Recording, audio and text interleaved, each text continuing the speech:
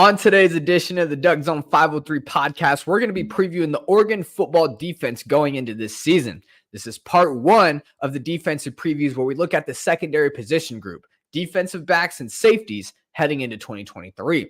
I'm your host, Dominic Peterson. This is the DuckZone503 Podcast where we talk all things Oregon football. Let's get into it, people. Welcome to the DuckZone503 Podcast. Talking all things Oregon football. With your host, Dominic Peterson. Let's go.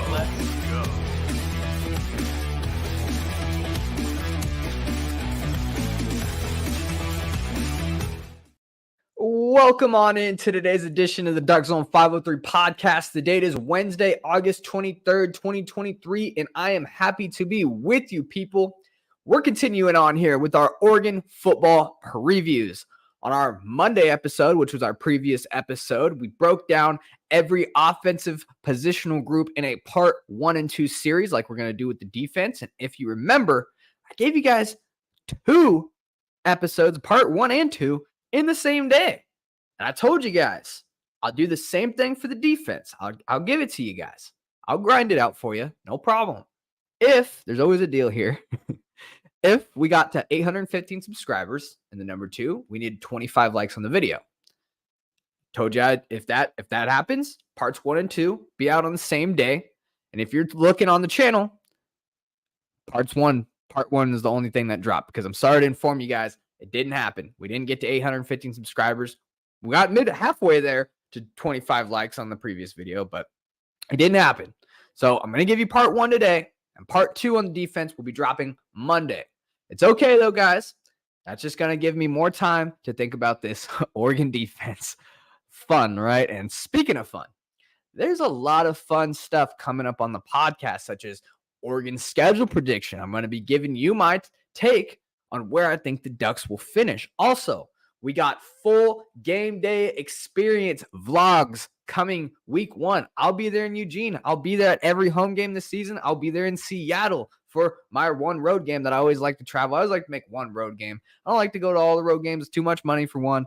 For 2, it's just a big hassle to travel a lot. I'm not a big traveler, but getting out there to Seattle for this year's rivalry is always a must. Plus, my pops is out there. Got to go see my dad, right? Family ties. And trust me, he's a Duck fan, even though he lives in Seattle. He grew up here. But of course, also, guys, you don't want to miss out on our weekly recaps of every game. After every game on the Monday episode, we're going to do the recap of the previous game, give our thoughts and analysis. And then on our Wednesday episodes, we give our predictions for the game coming up. So if you want to be here, if you want to be locked in every week for the vlogs, for the recap and analysis, I even bring you recruit interviews in the off season. Smash that like and subscribe button down below if you're watching. It's free, guys. You got nothing to lose. Even if you think you subbed, okay, I know some of you probably think you're subbed and you watch all the time, just check. Check if you hit that red button down below, hit the sub button. If you're listening on Spotify, hit that follow button, lock in.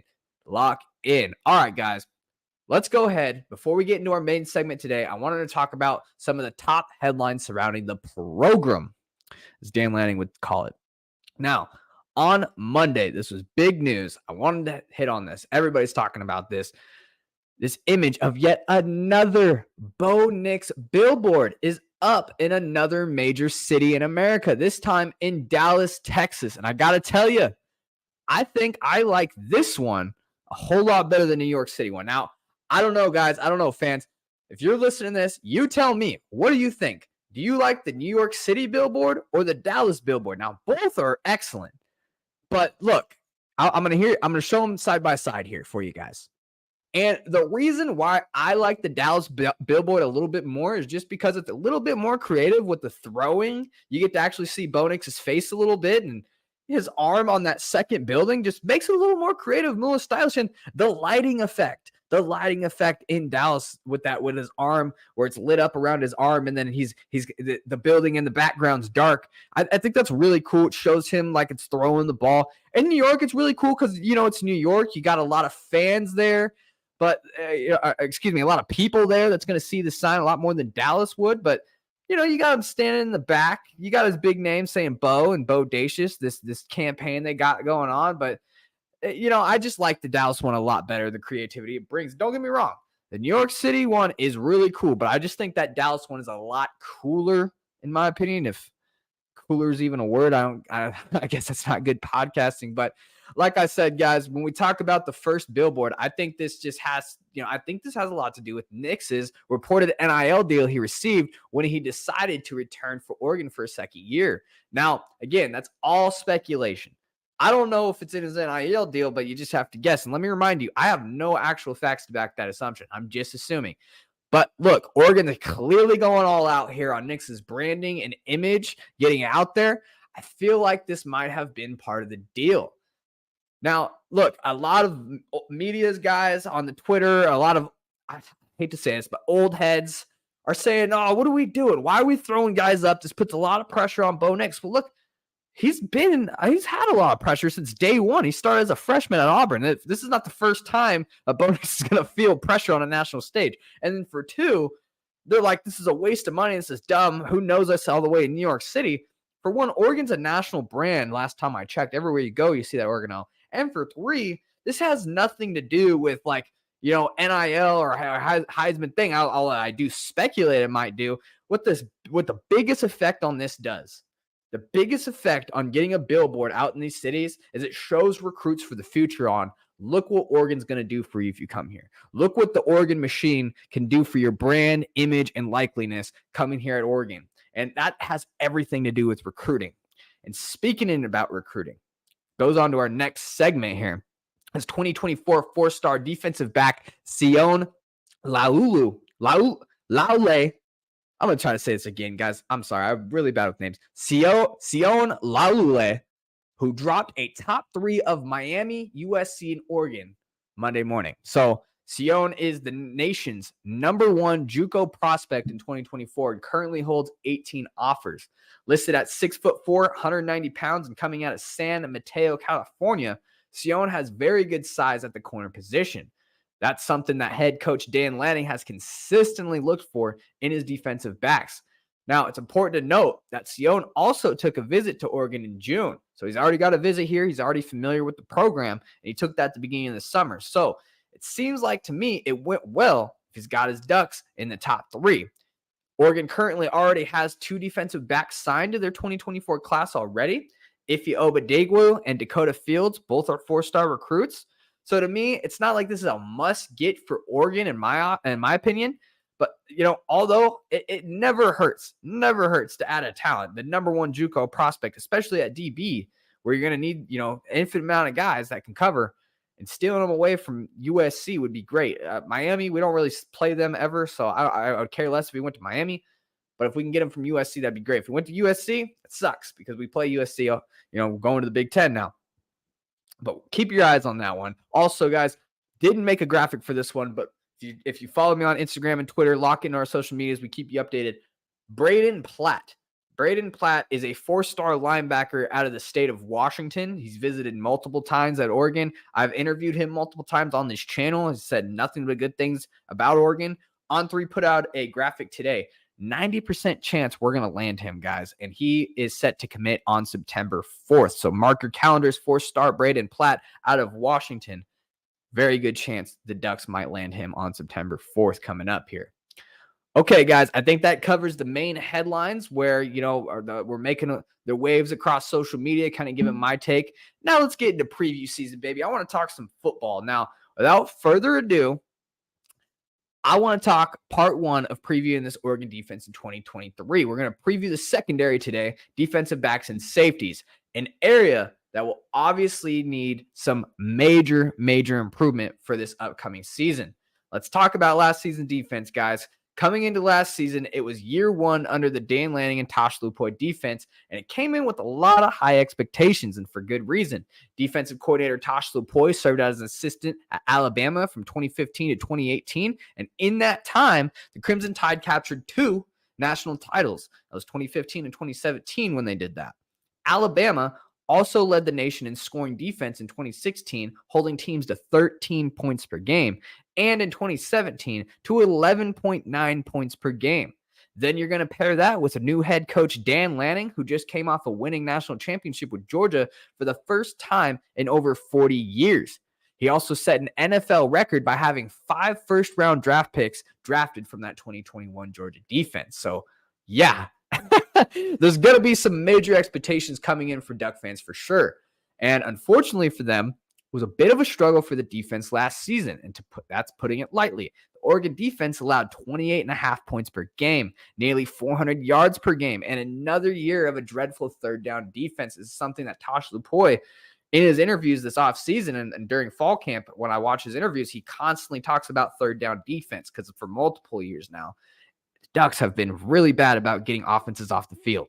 They're allowing last season a 48.5% conversion rate on third down. Almost half the time, guys, they're not getting teams off the field, and that's why you give up so many yards. That's why you're allowing teams to almost rack up 30 points per game.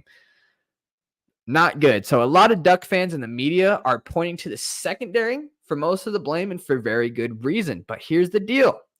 People seem to forget that Oregon had one of the best corners in all of college football last season, Christian Gonzalez, and they were still that bad on defense. And now you lose Christian Gonzalez, and Duck fans are expecting for this defense to get better in year 2 of Lanning. The good news is, why Duck fans think that, is that we live in the modern transfer portal era, and Lanning seen this defense and definitely saw the things we saw because he got to work through the portal. Now, when we do these previews, I always like to start with the departures at each position group. And what you're going to notice in this podcast is that there were a lot more departures through the transfer portal on defense than the offensive side of this season. And let's be real, the offense absolutely performed better than the defense did. So we're going to take a deep dive look into who those new transfers are and what impact I believe they'll bring to the team later in the episode. Now, back to my point about this defense last season. As a Duck fan, I've seen a lot of blame on the secondary. I did. For good reason, like I said earlier. I blame them too. But go back to those games and watch the defense up front. Watch how Oregon's D-line gets little to almost no pressure at all on opposing quarterbacks. Oregon, let me remind you, also had one of the best defensive backs in the country, and it almost seemed irrelevant, to be honest. My point here is, I don't care how good your secondary is. If you give quarterbacks all day to throw the ball, especially ones that we have in the Pac-12 conference, you will get demolished. No doubt about it. Your defense isn't going nowhere. Fun fact about this Oregon defense, guys. Oregon finished with just 18 sacks total last season. That was the least amount of sacks an Oregon football team has had since the 1982 season, guys. Going back 40 years. Justin Flo and Noah Sewell certainly did not hit expectations. DJ Johnson wasn't the pass rusher we saw in that spring game prior. And overall, guys, this defensive front couldn't get anywhere near the quarterback, resulting in defense just shredding them up everywhere on the field. And I've always said this. I'll always say it till I go to my grave. In the game of football, everything starts up front. Offense, defense, name it. I don't care. You have to start your football team with a dominant O-line and defensive line. And again, guys, that's not to take away from the poor performance the secondary had. They definitely should have been better than they were last season, especially with the talent they had. With the caliber of player Christian Gonzalez was, you have got to help that guy out and get some pressure on the quarterback. So personally, I put a lot of blame on the defensive front for the Ducks' lack of success defensively last season. But the good news is that there was a tremendous overhaul, and there's a lot of new faces to talk about. Now, the Pac-12 conference will have the best quarterbacks in the country with some very, very dangerous offenses surrounding them. So it will be extremely important that the secondary steps up this season. Now, they're going to be battling some key losses, some key players, but the defense definitely needed a reset. The secondary is a bit of unknown, a lot of new faces. We're going to get to know these players and deep dive into these new players. Now, we talked a lot about last year's defense. What I think my take is, we're going to get into the secondary. We lost Christian Gonzalez. We're going to talk about the departures. We're going to talk about who's back and how the secondary can upgrade in a second. But guys, I really do hope that you guys appreciate the show as much as I appreciate you guys. Because without you guys, none of this would be possible. This podcast is for you, the fan, by the fan, powered by you, the fan. And if you ever wanted to show me some support, guys, I am not backed by any major corporation, any more major media company, none of that. I am not backed. I am a fan of the Oregon Ducks, grew up a fan, lifelong fan, and I decided to create my own podcast. And I love talking Ducks with you guys. I don't put a filter on anything. I give my take how it is. So if you ever wanted to support the show, guys, while also advertising the show through some official merch, here you go. DuckZone503 Podcast official merch. What's going on, guys? It's your boy Dominic Peterson, host of the DuckZone503 Podcast, where we talk all things Oregon football. Very excited to announce we just launched our very first merch store. Men's and women's t-shirts, hoodies, sweatshirts, stickers, phone cases, mugs, and cups are all sold at DuckZone503.creator-spring.com. If you want to go grab one of those today, that's DuckZone503.creator-spring.com. Store link will be in the description below as well.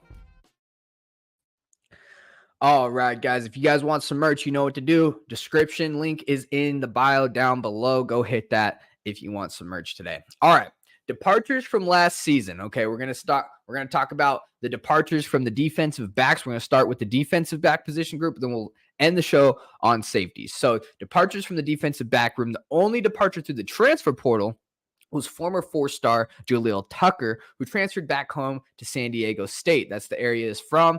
He signed in 2022 out of Lincoln High School with Jaleel Florence. He redshirted last season. I do think this is a bit of a loss here for the Ducks, as Tucker has a bunch of potential as a former four-star. Elite speed, you can't teach that. We lose out on a fast DB, high potential four-star kid, easily one of the fastest players on the team last year. Now he's heading home. Best of luck, Jaleel. And I think, why you'll see why he left. You ask, well, if he has all this potential, he's a good player. Why did he leave? We added some guys to the transfer portal who I think will get a lot of snaps. And I think he's seen the writing on the wall. I think Jaleel Florence played a lot more than he did last season. I think between them two, you're kind of choosing, okay, who's your guy? One of them are, think in the back of your head, in this modern transfer portal era, two guys of the same high school, they're coming in. One of those guys are going to get the majority of snaps. The other guy's probably going to leave, and that ends up being Jaleel Tucker. One memory I have of him, if you guys remember when he committed, is his dad, right before he's committing, he's getting an interview, and Jaleel Tucker's going to announce his decision. His dad says, yeah, I hope he's going to have a great year with the Ducks. And all of a sudden you see him put his hand over his mouth, like, oh crap, I just let it out. And Jaleel Tucker was just like, oh, and then he eventually let everybody know on ESPN or whatever show he was on, where he announced, yep, I'm going to the Ducks. But that was a great memory, and it's too bad that we didn't see more of him. I really wanted to see what he could do, but he's gone. And out as well as we touched on this, Christian Gonzalez, the New England Patriots selecting Christian Gonzalez in the first round, 17th pick overall. And I just think that's a great place for Gonzo to go develop. Hall of Fame coach Bill Belichick is known for developing great defensive players and scheming them up in a great defense. So I have no doubt with, Gonzalez's football IQ and talent, he's going to be just fine in the NFL. He ended up in a great place. So great to see Gonzo go. Now, like I said, we're going to need guys to step up this season, because Gonzo was a big addition last year to the secondary, our best DB by far. Who's going to take that, DB1 role in? Because coming into the season, we don't have a lot of NFL guys back here. So maybe this is the year some of these guys who have been here for a little bit, year two under Lanning in the defense, can step up. Let's start with Triquest Bridges. Let's start with one of the most experienced defensive backs on the team. He originally was a safety, moved down to defensive back. It was a little bit of a developmental process for Bridges, as he struggled at times the previous season. But look, guys, Bridges, has very good body length, natural long arms. So I feel that this staff and the potential, the positional coach, Demetrius Martin, he can develop him into a damn good defensive back. Hopefully the first year was his developmental year, and entering year two now, as his whole defense is, he can perform a little bit better than the previous season. A big guy, Bridges is going to be a big part of why this secondary is going to upgrade. He's got to play better. I think he has the potential to. Very long and athletic. I like Bridges as a player. He struggled a little bit, was maybe out of position a couple times, but hey man, that was year one as a defensive back. Let's see how he does year two. Moving on here, we got Dante Manning. Now, if there ever was a major X factor for the Oregon secondary this year, it has to be my guy, Dante Manning here. I think Dante Manning has the highest potential out of any DB on this year's roster. And the reason I say that is because he was the highest rated corner to ever sign with the Ducks. Highest rated corner to ever sign with the Ducks. Now, Manning, in my opinion, has yet to live up to that hype that he came in with.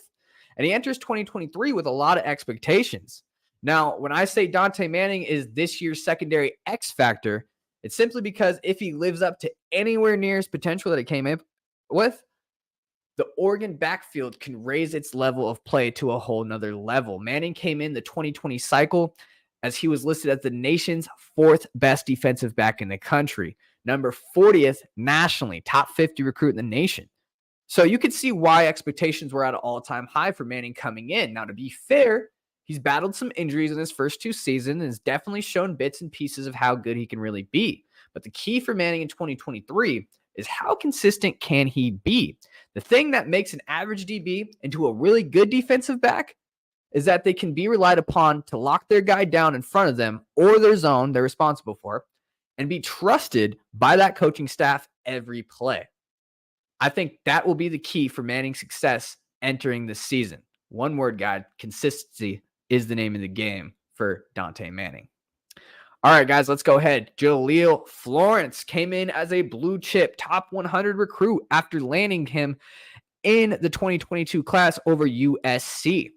Standing 6'1.5", 180 pounds, Florence is another long, athletic corner that Demetrius Martin has in his arsenal.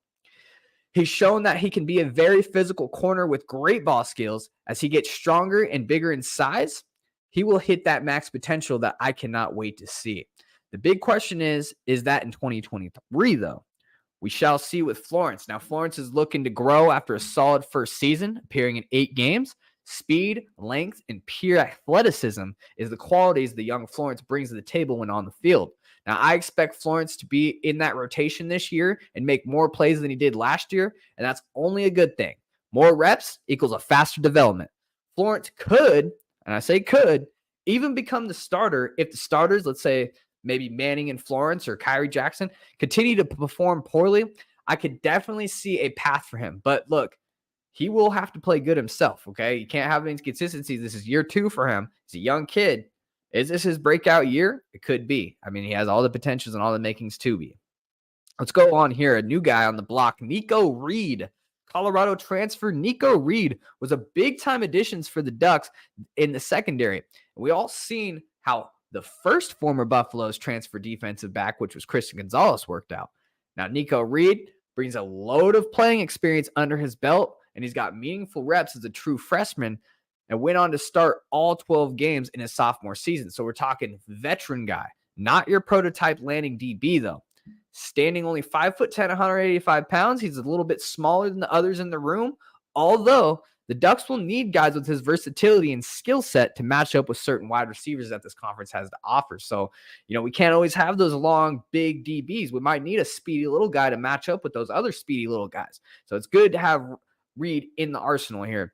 Reed can be used to match up with those shifty, elusive wide receivers that those bigger defensive back and safeties might struggle with. Good ad here from Nico Reed, and I've heard nothing but good things about him coming out of Colorado.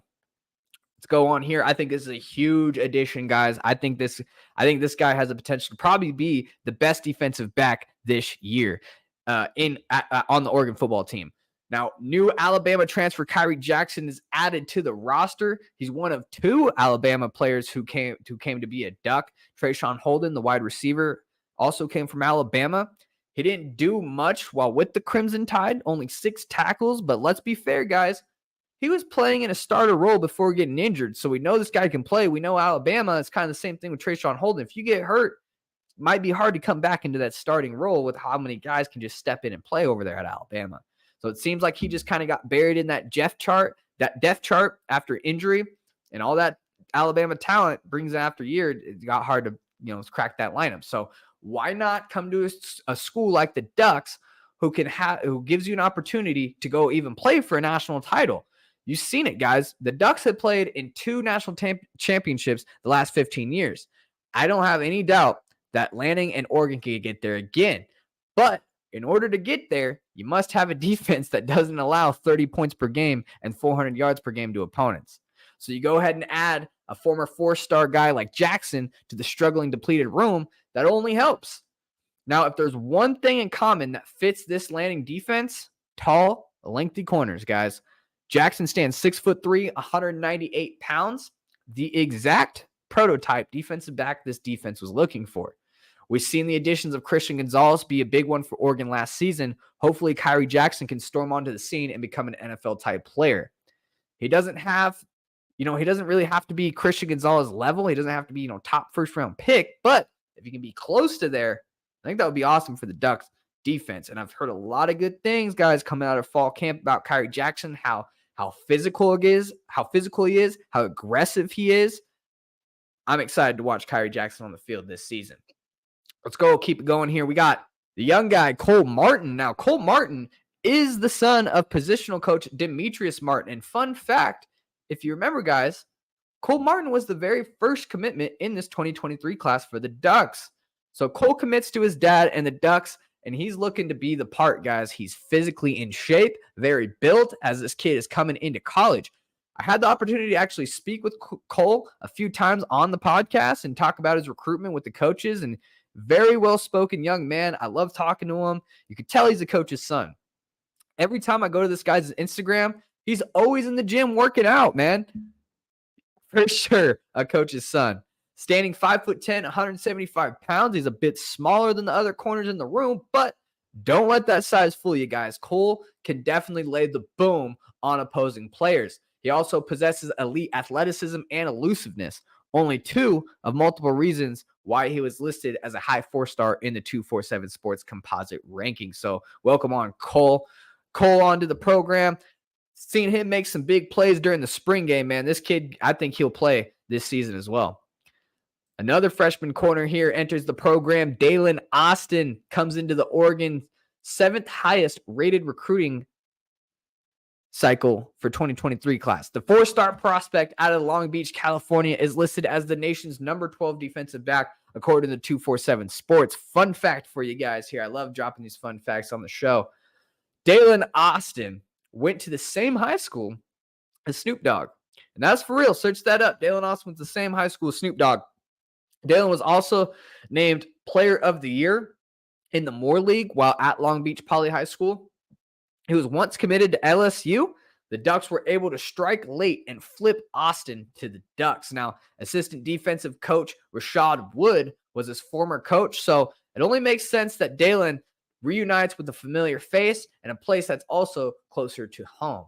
6'1", 180 pounds. Dalen Austin definitely matches the mold Lanning's looking for in a defensive back. Another exciting young player that could potentially crack in this rotation. I wouldn't expect him to do too much early on because, one, competition ahead of him. You got veterans like Bridges, Manning, Kyrie Jackson, Nico Reed, who probably will be taking most of the snaps in the rotation. And then number 2, I just believe, any freshman coming in, I think they need some time just, before hopping in day one and taking meaningful college football snaps.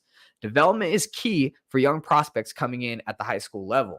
And like I said earlier, if the secondary struggles this year, we see maybe Manning and Bridges struggle early on, I would not be surprised to see some more young guys behind them start playing and taking on bigger roles. Let's move on to the next DB. Here we got Solomon Davis. Another flip in 2023. The Ducks were able to pull off Solomon Davis. He flipped from the Arizona Wildcats to the Oregon Ducks. He was listed as a 3-star in the 247 Sports composite ranking, so his commitment probably didn't make as much of a splash in the headlines as much as some of the other kids might have would. But he's standing 6 foot, 185 pounds. Davis was listed as the nation's 44th best athlete. He'll be a solid developmental player for Oregon, added on to this class, no doubt. And, another 6 foot, over 180 pound DB, and looks the frame. Look at his arm right there on the right, man. Dude's built. No doubt. He came in as a 3-star, so a lot of people aren't talking about him, but, that doesn't mean Oregon built their program off of 3 stars being great. So watch out, guys, for him. Let's move on here. Finally, we got Avante, Dickerson, and Darren Barkins. Now, Both players returned for their second season at Oregon. Both have not seen the field, if at all, really, of being a Duck. Now, I know that Barkins has some serious speed. I've heard about his speed. I really haven't seen it, to be honest with you. Heard about it. But, I don't know about Dickerson at all, really, to be honest with you. They both have shown up on special teams here and there. And, sometimes the Ducks might have those surprise players, that you don't see coming into this season and will be successful. Will that be Barkins? Will that be Dickerson? Will they have this late coming out party that we don't see? I don't know. I have my doubts. Cheers for them not transferring, but I really don't see a big role for these guys. All right, guys. So now my thoughts on the position group overall is, coming off a very dreadful year defending the pass, and you add in the fact that the Ducks lost their best corner, Christian Gonzalez, at an already struggling season. It appears to me that this defensive back position group will have an uphill challenge that Dan Lanning and the staff are going to come and face in this year. Now, as a Duck fan, I think what you're banking on is Triquest Bridges, Dante Manning hitting full stride potential and becoming consistent lockdown corners. Then you're going to look at the transfer portal additions of Kyrie Jackson. That's a good one. I think he can add depth, and I think he can pop. And I've heard really good things about him being aggressive and physical. And those are two things that last year's cornerback room, in my opinion, did not have. So if we can add a guy like that, I definitely think that Kyrie Jackson could be your starter, potentially. So could it be, the talent in front of him, or, does it have to do with something Jackson himself? Is it a character issue? I'm kind of wondering why he didn't see the field as an Alabama player. My opinion, if I'm looking on the outside in, I have no insight, but he got hurt. There's a lot of talent there, man. And if the guy takes your spot, it's hard to crack back in the lineup. So come transfer here to Oregon where you're going to play and hit your max potential and maybe get drafted if you really do well. Now, the word of the day for this defensive back position group is potential. The word of the day for the defensive back group is potential. Can the Ducks defensive backs play to their maximum capabilities is the big questions for these Ducks defensive backs, because they all got a lot of talent. They all got a lot of speed, a lot of athleticism. They're really big and physical. But when you put them out there on the field, they tend to struggle the last couple of years. Will this be the year, in year 2 of the Tosh Lupoy, Dan Lanning system, that the defensive backs shine? Got a lot of transfer portal additions. Those guys can step up while Bridges and Manning reach their full potential. I think this will be a solid defensive back room, no doubt. Let's move it on here, guys. We got the safeties. Safeties now. Okay, look, guys. Safeties certainly weren't a strong suit. We're not a strong suit for the Ducks. And, we also have some notable players to replace at the position. But once again, thanks to the transfer portal, the Ducks were able to fill those roster gaps with some pretty nice additions to the room. Now, of course, like I said, I like to start with the departures last season. We'll talk about Bennett Williams, who signed as an undrafted free agent with the Miami Dolphins, pairing up with former Ducks out there, Verone McKinley III and Javon Holland down south. So, hey, go Dolphins, man. We got some pro Ducks out there. And we also got some transfers out, okay? Jonathan Flo transfers out. Trajan Williams transferred out. Avante Dickerson transferred out. And Darren Barkins have all left the program. And all those players I just listed have yet to find new places to play in 2023. And that's one thing about the transfer portal, that ugly side that nobody really likes to talk about, is if you go to the transfer portal, you're in the portal. But if you ain't getting no offers, man, because you didn't do anything at your last stop, most likely just done with your football career, my guy. So that's the ugly side. And there were thousands of recruits. I'm talking thousands that didn't find a home. Now, all those players were former 3-star recruits that I listed who didn't see the field at all. So not much production loss there for the Ducks. Hopefully those guys can find a new home and continue playing college football, because I'd like to see them and cheer them on. But hey, man, in my opinion, not much lost at the safety position. Now, Bennett Williams is kind of a loss, but transfer portal, man, I think Ducks did a lot through the transfer portal. We'll talk about it right now. Start off, things of the safeties. I like to talk about the newest addition to the room here. And I think that these guys will have some big roles. Let's start with Taishin Johnson. Probably one of the biggest additions through the portal that Dan Lanning made this offseason was adding former Ole Miss safety Taishin Johnson. The former 4-star recruit finished with 78 total tackles last season. Fun fact, guys, the 78 tackles that Johnson produced would have been the most individual tackles by any player on Oregon's roster last season. Now, safety Bennett Williams led the Ducks with 72 tackles, while Jeffrey Bossa had 66 and Noah Sewell had 52 were the next closest. So playing at that nickel safety spot, Johnson will look to be laying the hammer to stop the run. An important replacement as Bennett Williams is off to the NFL. In 2021, Johnson started 11 games and produced 47 tackles with 1 interception. He would later to go on be named the SEC All-Freshman Team. Another key note for Johnson here is he has 2 years of eligibility remaining, so the Ducks could use him not only for this season, but for the next season as well. Another big addition for the Ducks in this secondary was adding veteran safety Evan Williams. And yes, that name sounds a little familiar. He is the brother of former Oregon safety Bennett Williams on last year's roster. Now, Williams was an absolute dog for Fresno State Bulldogs last season. No pun intended there. Williams recorded 69 tackles, 6 tackles for loss, 4 pass breakups, and a sack in 10 games last season. And most importantly, this guy is consistently good. Consistently good. Keynote for this secondary. In 39 games, Williams has 228 tackles with 11 for loss and 4 interceptions, 14 pass breakups, 4 forced fumbles, and a sack. To put it simply, guys, this guy's a beast, man. This guy's a beast and has been for a little while. Perfect size at the safety position as well, standing 6'1", 194 pounds. I am very excited about the Evan Williams addition to this team. Now, a guy that's been here for a little while, Brian Addison, familiar face for Duck fans, returns for 2023. Addison has a unique body type at the safety position. He stands 6'5", 180 pounds, and it's no secret that Dante Manning loves him some tall, lengthy defensive backs and safeties. Now, I think that Addison really started to come into his own last season. 30 tackles, a tackle for loss, 2 interceptions, 5 pass breakups, and a forced fumble in 12 games. It seems like Addison was just getting comfortable back there towards the end of the season. Now, it's going to be fun to watch if Addison can not only retain that success, but also build on it as well. I really like what I see. 6'5" safety back there. That's very hard to throw on. Look at those arms, guys. Look at those arms in the graphic, man. I feel like he can just reach out to me through the picture. That's how long his arms are. So it's good to have him in safety. It looks like he was getting real comfortable towards the end of the position, towards the end of the season last year. So it's going to be fun to see Brian Addison back there. Okay, so guys, I have Jamal Hill with the safeties, and I know Jamal Hill, okay, he's put on some major muscle this offseason. He's going to play with the linebackers now. But look, when I wrote these notes out, I had him with the safeties, and you know how the world of media works.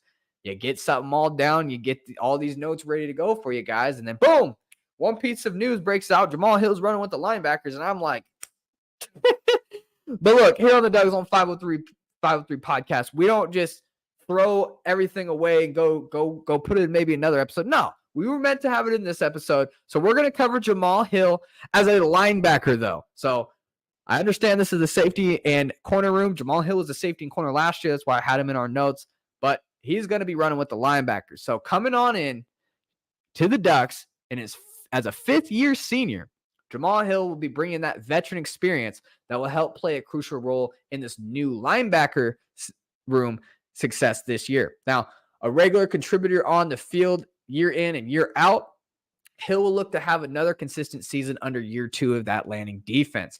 Finished last season, guys, with 50 tackles, 3 pass breakups, and a forced fumble. A very solid season and will look to only build on that. Having a veteran player like Hill back in 2023 is key for Oregon, as he will be a player who doesn't make many mental mistakes, and he can develop some of those younger players in the room as well. I think Jamal Hill will absolutely thrive in his new position. I love his body frame. He's always been a bigger guy. You know, at safety, he's always been kind of slower. And that's nothing against Jamal Hill. I just think you're going against guys that are super fast at wide receiver and skill positions. And I think he's putting on muscle. He's bigger now, and he can step in that linebacker role, and having that experience at safety and defensive back, he'll definitely be a great covering linebacker. Know his zones, know where to cover. I like Jamal Hill at the linebacker position. All right, guys, Steve Stevens, much like Hills, Steve Stevens is coming back to the Ducks in 2023 as another veteran player. And he's going to be a veteran player in the secondary that the secondary room can look to as a leader. A very rare 6th-year senior because of that redshirt year. Plus, he's got that COVID year where all athletes were given back because of 2020. Now it's officially make it or break it time for Stevens, as he only has 1 year. This is his final year to rise his NFL draft stock. Experience and football IQ is the greatest assets that Stevens brings to the safety room. He finished up last season with 43 tackles and 2 pass breakups. I know Stevens will be looking to build on that for his final year of college football. Let's keep it moving here. We got Cody Day Cambra moving to the prep recruits here that came into the 2023 class. Let's start here. 4-star Cody Day Cambra came in as the nation's number 30th best safety in the country, according to 247 Sports composite rankings. Playing football at the prestigious Bishop Gorman High School in Las Vegas, it's no secret that this guy has some elite potential. A very respectful and soft-spoken guy when I interviewed him on the DuckZone503 podcast, but don't let that fool you guys. This guy will rock you on the football field. With a very crowded and veteran-led safety room, I don't expect Cambra to get very much action on the field in 2023, but no doubt a very great ad for the future here. Another great ad, keeping it moving here, we got Tyler Turner. Tyler Turner, the Texas flock was strong in the recruiting class in 2023, as Tyler Turner was one of 6 recruits from the Lone Star State to join the Ducks. And now Turner is the second highest rated safety coming in to the 2023 cycle. The 247 Sports composite ranking has him listed as the nation's number 7 safety. Not the highest rating in the world, I get it, but I'm sure with the right development under Lanning and this Lupoy defense, he can prove to be something special. Like the Cambra, though, I don't expect Turner to get on the football field that much this year. It's a very crowded, veteran-led safety room this year, so I don't think Tyler Turner will be seeing the field much. But that's a good thing, though, man. I think these guys need some time, Cody Day Cambra and Turner. I don't think they're ready to play just yet. Now, my thoughts on the position group overall here. First off, I absolutely love the additions of Evan Williams and Taishin Johnson. Okay, both guys have a bunch of experience and, most importantly, talent. A tremendous talent boost with those two alone, and then you bring back key veteran guys like Brian Addison. Jamal Hill is at the linebacker position now. That's a great move. And then Steve Stevens to shore up things. That's great, man. I want to see, at least one of those 3 guys that I mentioned have a breakout season.